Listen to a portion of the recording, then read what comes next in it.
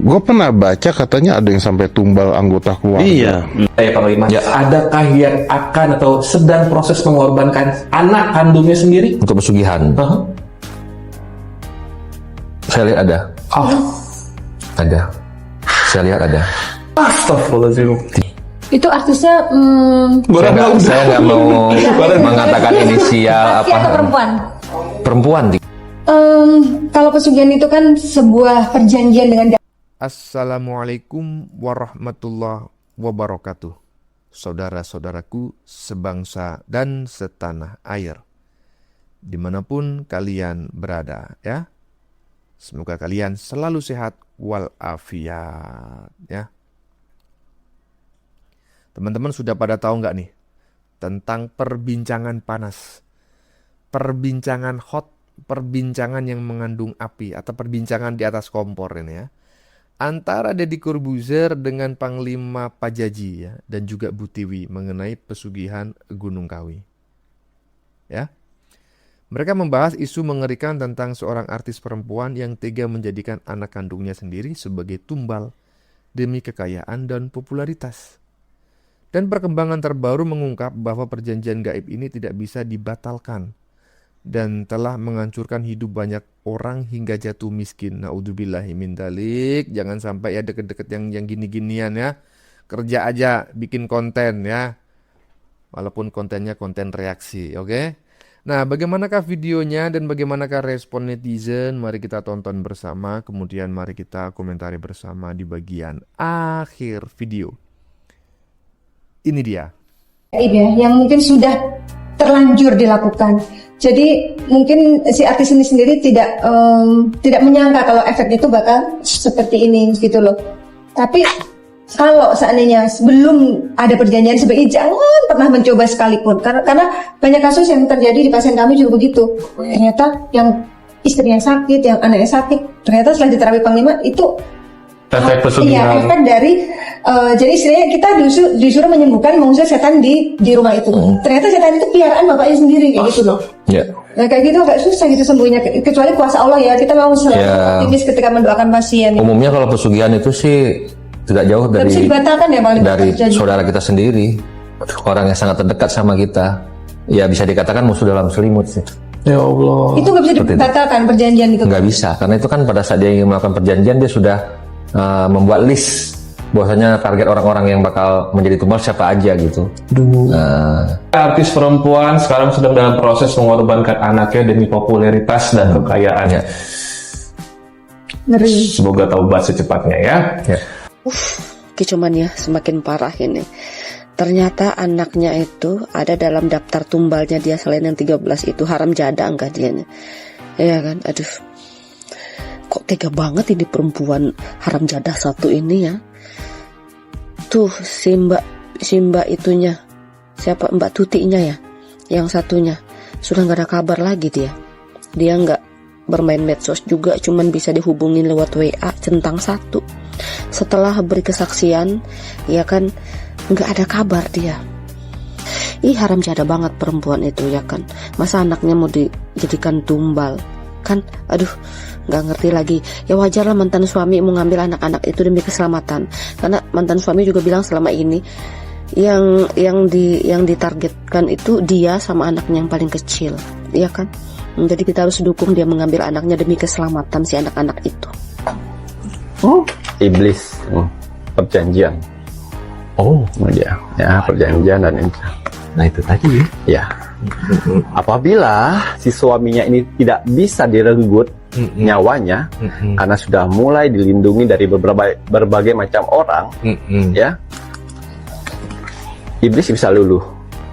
Tapi dia minta pengganti anakmu atau orang tuamu.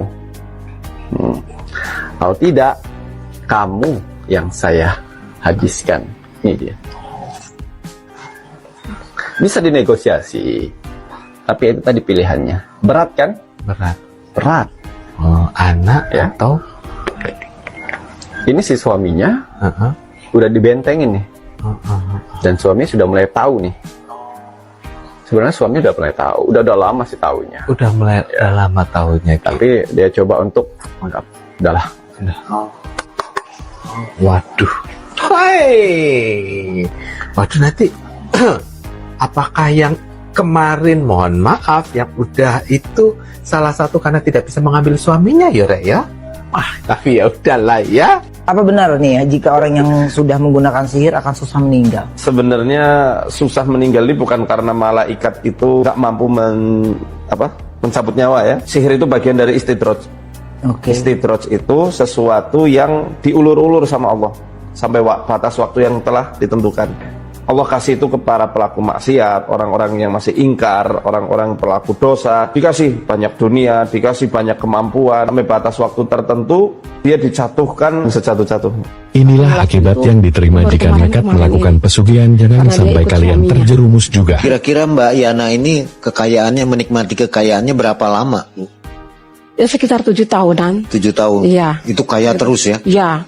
Ada yang meninggal lain nggak di rumahnya yang Lastri itu? Kalau yang di rumah Lastri sih pernah ada yang bilang seperti itu setelah nginep di rumah Lastri sakit. Nah setelah sakit meninggal. Warga situ juga? Bukan, temannya Lastri juga. Dibawa ke situ terus meninggal ya? Iya, terus meninggal. Makanya pas saya tetangga gitu kan, pas saya keluar, kamu habis ngapain? Tanyain habis nginep. Aduh katanya tuh, alhamdulillah kamu gak napa-napa gitu. Terus jangan lagi jangan mau kalau minta temenin tidur lagi katanya. Nah terus setelah itu rumahnya udah dijualin semua, Mas Risnonya juga udah bangkrut, pulang ke kampung dengan rumah yang kecil. Dia Mas Risnonya menikah lagi tapi nggak lama, paling nggak berapa bulan cerai, nikah lagi, cerai lagi, nikah lagi, cerai lagi. Udah nggak kaya ya? Udah nggak kaya. Dan sekarang itu sangat tragis kehidupannya. Sekarang dia tidak usaha, tidak apa, sampai dia tuh sekarang penerima bansos. Saya bilang, kadang saya tuh, alhamdulillah ya Mi, Allah tuh emang maha baik.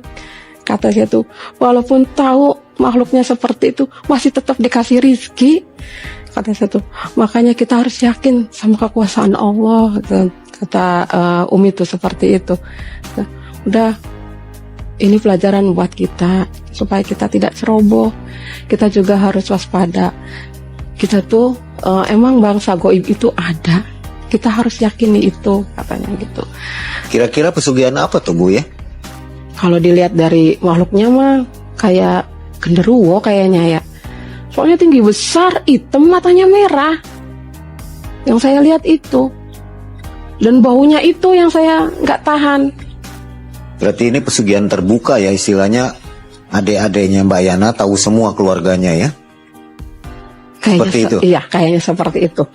Masalahnya yang saya tangkap sekarang nih, yang ditugaskan mencari untuk tumbal itu ya Lastri. Lastri ya? Iya. Karena selalu Lastri yang cari teman lamanya, ya. Suruh nginep di situ gitu. Iya. Terakhir ketemu Lastri kapan Bu? Kayaknya 2 tahun yang lalu deh, karena dia juga udah punya anak gede. Oke teman-teman, saya potong dulu ya videonya ya. Dan bagian ini menekankan pentingnya membentengi diri dengan iman dan ibadah ya. Seperti itulah yang tadi kita saksikan pada 7 menit pertama lah.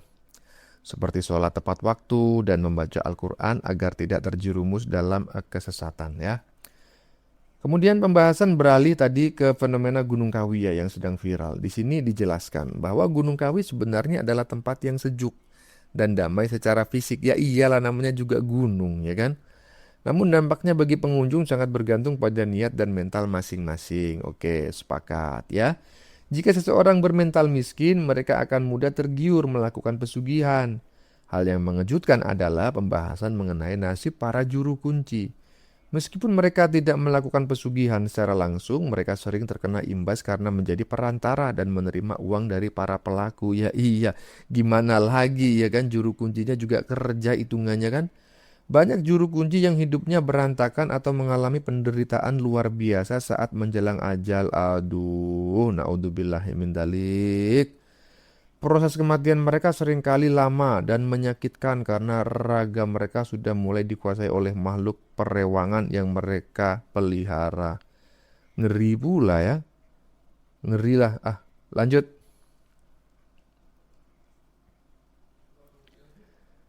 Juga punya anak gede, cuman ya saya hanya begitu aja. Dia berjualan, penghasilannya juga ya pas-pasan. Pokoknya yang saya tahu tuh tadinya suaminya kerja tapi terusnya nggak kerja. Sekarang jadi yang cari nafkah itu Lastri, bukan suaminya. Jadi efek dari pesugihan itu sampai sekarang, Bu, ya? Iya. Baik, Bu Tiwi. Kisahnya menarik sekali, jadi mungkin dari Ibu sendiri ada pesan untuk penonton Malam Mencekam. Kira-kira apa? Ya, kalau saya mah pesennya jangan lupa sama Allah aja. Pokoknya kalau kita ada kesusahan, kita ngalamin hal yang aneh-aneh, udah sebut nama Allah aja. Andaikan waktu itu Ibu nggak inget Allah, mungkin udah terbawa ya, jadi tumbal. Iya. Betul. Seperti korban-korban yang lainnya sebelumnya ya. Iya. Makanya alhamdulillah di keluarga saya, Umi sama bapak saya itu selalu menekankan ke anak-anaknya sholat tepat waktu, harus baca Al-Quran setiap hari. Karena sampai bilang gini, kewajiban kita baca Al-Quran itu 100 ayat sehari, itu kewajiban kita, katanya gitu.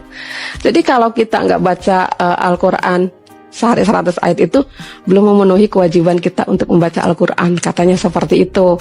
Oke. Baik, Bu Tiwi, terima kasih. Kisahnya sungguh menginspirasi ya, berhati-hati dalam menerima tawaran. Iya. Tidur di rumah orang kaya ngeri juga jadinya. Betul. Ada apa-apanya ya, tapi nggak semua. Iya. Tanggapannya tentang Gunung Kawi. Soalnya beberapa hari ini Gunung Kawi itu lagi hype-hype-nya, lagi viral-viralnya. Terus, kan Koko pernah ke Gunung Kawi. Coba kok, Gunung Kawi itu apa? Udah, simple aja sih sebenarnya. Gunung Kawi itu udah lah, tempat pesugihan, udah, tempat sugih. Jadi buat kamu yang punya usaha, yang punya bisnis, udah langsung ke Gunung Kawi, biar sugih. Tuh.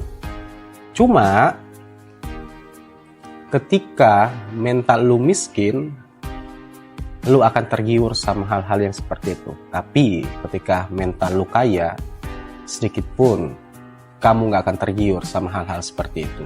Gunung Kawi itu tempatnya nyaman, tenang, sejuk, bikin kita rileks. Jadi kalau kita ke sana itu kayak pikiran kita, batin kita, kalau yang sedang bergojolak, ketika kita ke sana itu tuh kayak ngerasa damai aja gitu. Nah, seperti narasi-narasi yang beredar di luar sana sebenarnya nggak kayak gitu juga. Tapi itu balik lagi sama tujuanmu dan niatmu itu ke sana mau ngapain. Ya, balik lagi sama diri kita sendiri. Juru kunci kan tahu resikonya, makanya tidak mau melakukan pesugihan. Karena nggak mau nanti anak keturunannya itu sengsara. Kata siapa? Kata siapa nggak sengsara? Kata siapa? Pasti sengsara. Walaupun tahu resikonya, walaupun juru kunci itu tidak melakukan pesugihan, tapi kan juru kunci itu kan dapat uang, dapat upah. Jadi pelantara yang menghantarkan orang-orang yang melakukan pesugihan, orang-orang yang melakukan penglarisan. Ya kan? Juru kunci juga bukan orang kosongan. Juru kunci pasti punya pegangan. Dia punya perewangan. Dan kebanyakan, mohon maaf walaupun tidak semuanya, tapi kebanyakan juru kunci itu ya kena imbasnya juga. Walaupun dibilang kenapa juru kunci itu hidupnya itu sederhana, nggak kaya, dia nggak mau melakukan penglarisan karena juru kunci itu tahu resikonya. Walaupun dia tahu resikonya, walaupun dia nggak melakukan pesugihan, kan sama aja dia dapat duit dari orang yang melakukan pesugihan. Orang-orang yang mau melakukan pesugihan kan menghantarkannya, dia dapat uang, sama aja kena ikatannya. Makanya kebanyakan orang yang jadi juru kunci kebanyakan keturunannya itu ya hidupnya ya banyak yang ya biasa aja dan berantakan juga. Dan biasanya orang yang jadi juru kunci juga punya perewangan.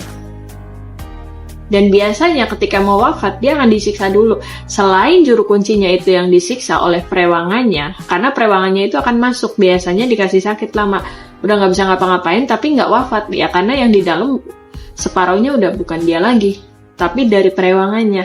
Selain juru kunci itu yang disiksa, keluarganya juga disiksa. Ini aku mau cerita, aku punya saudara, dia seorang guru kunci. Dulu waktu mau wafat, dia itu disiksa, dikasih sakit, nggak bisa ngapa-ngapain. Wajahnya itu udah kayak perewangannya.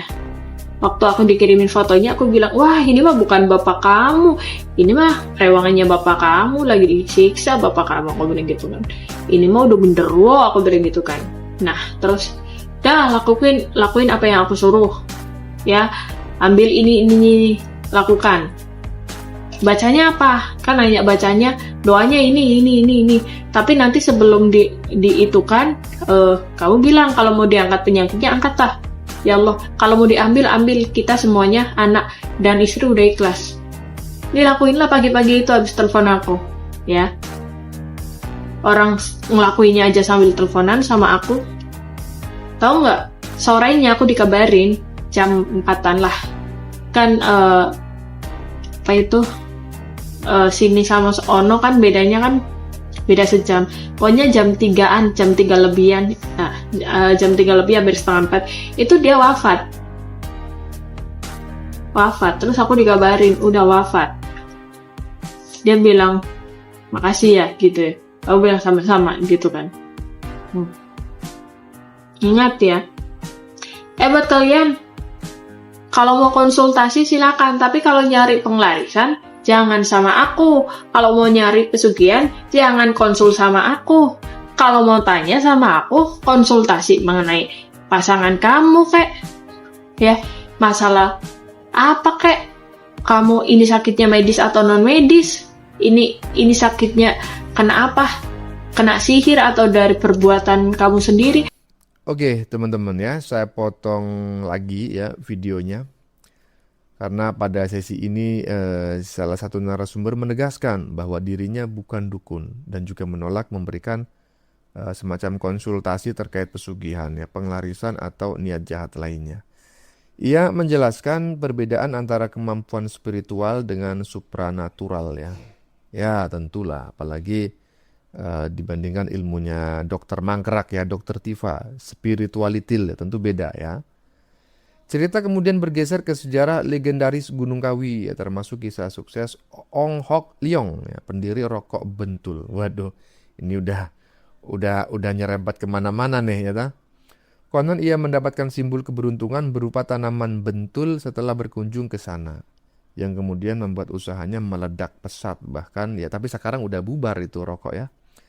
Secara historis, Gunung Kawi memiliki kaitan erat dengan tokoh-tokoh besar seperti Mbah Jugo, ya, penasihat spiritual Pangeran Diponegoro. Beneran nggak sih ini?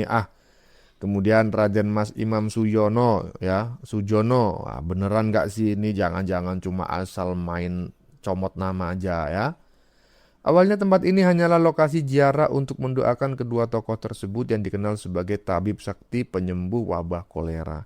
Namun seiring berjalannya waktu, niat para peziarah mulai bergeser dari sekadar mendoakan menjadi meminta kesuksesan duniawi secara instan yang kemudian melahirkan berbagai narasi pesugihan yang kita kenal sekarang. Oh begitu toh. Lanjut. Atau mengenai nanya, apa kek? Kalau nanya pesugihan atau mau jahatin orang, mau nyihir orang, saya itu tidak bisa. Paham? Saya itu tidak seperti itu. Saya itu bukan dukun. Tapi kalau mau konsultasi hal-hal yang lain, melihat sesuatu yang nggak berurusan dengan pesugihan, penglarisan, atau berbuat jahat sama orang, itu nggak apa-apa. Tapi kalau udah mengenai pesugihan, penglarisan, jangan tanya sama aku. Memang aku membahas pesugihan, aku bilang kalau pesugihan itu kebanyakan 75% itu emas. Tapi bukan pesugihan emas yang dimaksud. Orang kalau melakukan pesugihan itu biasanya itu dapatnya emas. Emasnya itu dijual jadi duit. You know? Jadi duit. Kayak aku nih pakai emas, dijual jadi duit. Tapi ini aku kerja. Gajian tiap bulan. Mijit juga.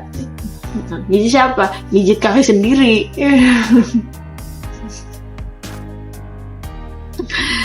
Ingat ya, orang-orang yang punya perewangan. Perewangan beda ya sama namanya itu. Perewangan itu beda sama leluhur, beda ya. Kalau orang-orang yang didampingi leluhur itu orang-orang spiritual. Spiritual itu beda dengan supranatural, beda dengan dukun. Karena apa? Nanti deh aku ngebahas spiritual itu apa ya. Spiritual itu apa nanti aku bahas. Oke, terima kasih. Mantan orang terbesar di Indonesia. Nah, ke sana. Kita bahas rokok bentul. Oke, kenapa Gunung Kawi, rokok bentul. Ini gue juga baru tahu nih. Jadi salah satu kisah paling terkenal adalah kisah Ong Hok Leong, pengusaha yang kemudian mendirikan perusahaan rokok bentul. Tuh. Nah, oke. Jadi katanya nih si Om Hok itu datang menjenguk Tan Kiyam, gue juga nggak tahu, bertemu dengan Mbah Juwul. Nah, kemudian Mbah Juwul memberikan 2 biji bentul kepada Om Hok sebagai tanda restu, doa, dan simbol keberuntungan. Dari sana mendirikan usaha rokok bentul, ya kan? Tiba-tiba, wah, meledak pesat. Akhirnya keberhasilan tersebut, keberhasilan Gunung Kawi. Tuh, itu salah satu peziarah atau yang berdoa di sana yang berhasil tuh Om. Yang ritual di sana tuh berhasil. Itu benar berarti? Ya banyak ceritanya sih. Ya, maksudnya kejadian itu benar? Iya. Ada salah satu kuncen yang juga pernah ngomong seperti itu gitu. Dia bentar. Iya. Dia dikasih jangan langsung musyrik nih di awal-awal kita. Iya. Jangan dulu. Berhasil, Mat. Kita harus tanya dulu, Mat. Jadi Gunung Kawi ini awalnya itu kan ini gunung berapi yang tidak aktif dan memang gak ada sejarahnya tuh, pernah meletus segala macam. Terus juga ada beberapa orang-orang yang dahulu seperti Mbah Jugo dan juga Raden Mas Sujono. Mbah Jugo ini, aku latar belakang dulu ya. Iya, oke. Ya, kita paham. Mbah Jugo ini adalah beliau penasehat spiritualnya Pangeran Diponegoro. Oh, ini tuh sampai ke belakang Pangeran Diponegoro. Iya, ke belakang dulu kita harus belakang dulu dong. Ini tuh sampai zaman Diponegoro. Iya. Kenapa tempat Gunung Kawi ini menjadi tempat salah satu ritual yang ya sampai sekarang seperti ini gitu loh. Oke. Nah, Mbah Jogo ini adalah tadi selain penasehat juga dia ini tabib sakti Om. Tabib sakti yang pernah mengendalikan wabah kolera di Jawa Timur waktu itu. Sampai akhirnya beliau meninggal bersama juga dengan Raden Mas Imam Sujono, sahabatnya. Nah, di sanalah mulai banyak peziarah yang awalnya itu mendoakan beliau. Oke. Berdua ini mendoakan. Iya, mendoakan beliau. Tapi makin lama makin kesini banyak banget pemikiran yang dimana nggak cuma berdoa untuk beliau, tetapi meminta juga. Pakai jadilah banyak ya kisah-kisah sukses. Kisah-kisah. Ya, Mbah Jogo ini dikenal sakti. Nah, dimana ketika di Indonesia kan orang sakti itu kan banyak yang memuja gitu ya Om ya. Oke, tapi kan konteksnya kan datang untuk ziarah kan. Iya, berziarah awalnya. Awalnya ya. Iya, cuman banyak sekali selain berziarah akhirnya punya niatan coba deh meminta sesuatu gitu. Nah, bro, nih pertanyaan nih gue juga penasaran. Ada ketika minta sesuatu tuh, kalau tadi bentul kan salah satu tuh.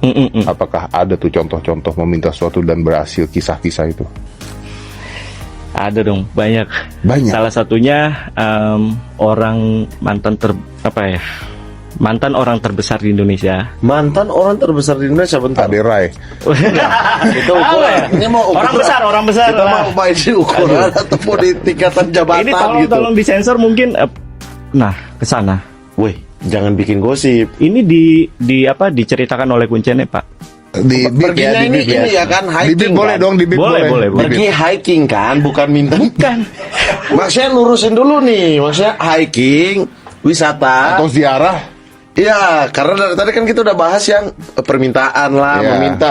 Tiba-tiba pernah ke sana. Aku dengarnya ya, cerita dari Kuncene adalah bahwa Bapak ke sana itu benar-benar berdoa di sana.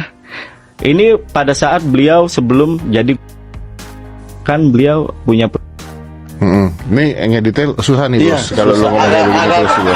Saya udah makanya saya udah balik ya. Ngedetail susah nih. Nggak gini kalau Ngedetail emang ini susah valid. nih. Kalau emang kan ini beliau bip.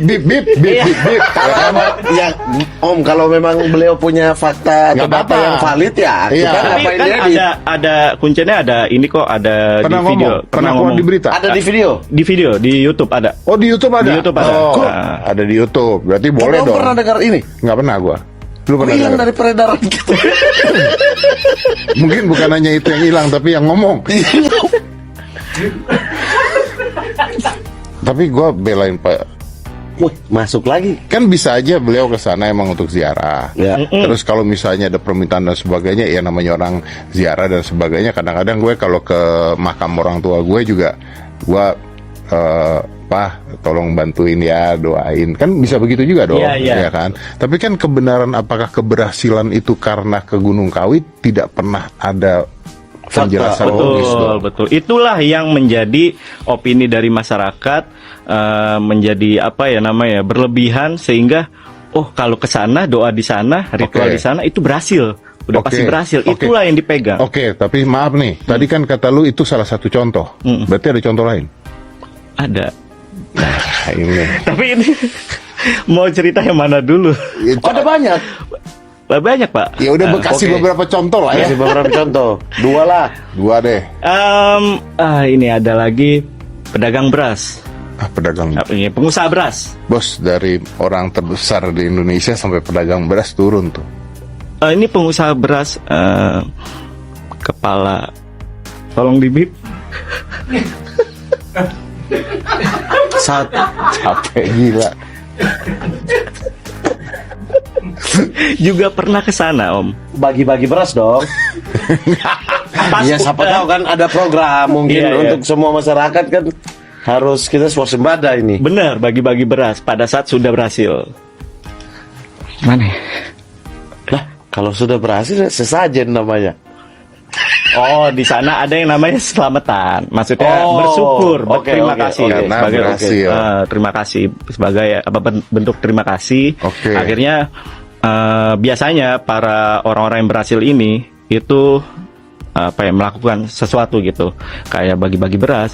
Bahkan tempat ibadah yang ada di sana itu dibangun oleh orang tersebut, orang-orang yang berhasil berdoa di sana.